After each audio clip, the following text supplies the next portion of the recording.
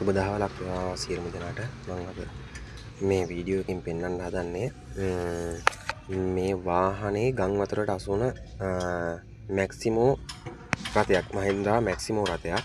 ඉතින් යාළුවනේ මේකේ පෙන්වන්න තියෙන්නේ මේ වාහනේ සම්පූර්ණයෙන්ම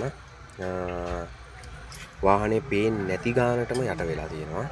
ඉතින් මේ දැනට මේ වාහනේ සෝදලා තියෙන්නේ. සෝදලා තියෙන නිසා තමයි මෙහෙම චුට්ටක් හරි පැහැදිලිව පේන්නේ.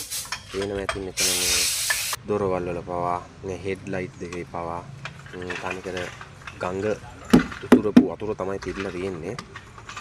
ඉතින් සම්පූර්ණ හානි වෙලා තියෙන්නේ වාහනේට.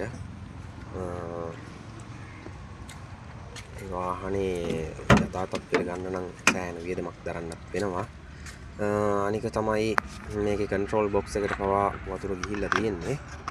ගලවලා බලපුවම පේනවා ඇති උතන තියෙන හැම සොකට් එකක්ම තියෙන පින් එකක් පවා සම්පූර්ණයෙන් ඔක්සයිඩ් වෙලා තියෙන්නේ. ඉතින් මේකට සම්පූර්ණ රේඩියේටරේ මෝඩිය අරලා බලපුවාම අනිකර කලින් තිබිලා තියෙනවා මලකට පාරක්. ඊට අමතරව මේකේ වැඩිපුරම තියෙන්නේ රොම් මඩ. එන්ජින් එක ඇතුලේ පවා ඔයිල් මූඩියෙන් පවා ගිහිල්ලා තියෙනවා. මට හිතෙන්නේ වැඩිපුරම බහැලා තියෙන්නේ ඔයිල් කූර පැත්තෙන්. ඔයිල් කූරේ පොඩි ලූස් එකක් තියෙනවා. ඒ නිසා තමයි රොම් මඩ පවා ඇතුලට ඇදලා තියෙන්නේ. ඉන්ජෙක්ටර් දෙකේ නම් සියලුම කොටස් වලට. සයිලන්සරේ තවම වතුර පිරලා තියෙන්නේ. පේනවා ඇති මේ වීඩියෝ එකේ දිගටම පෙන්නනවා තනිකර රොම් මඩ තියෙන වාහනේ.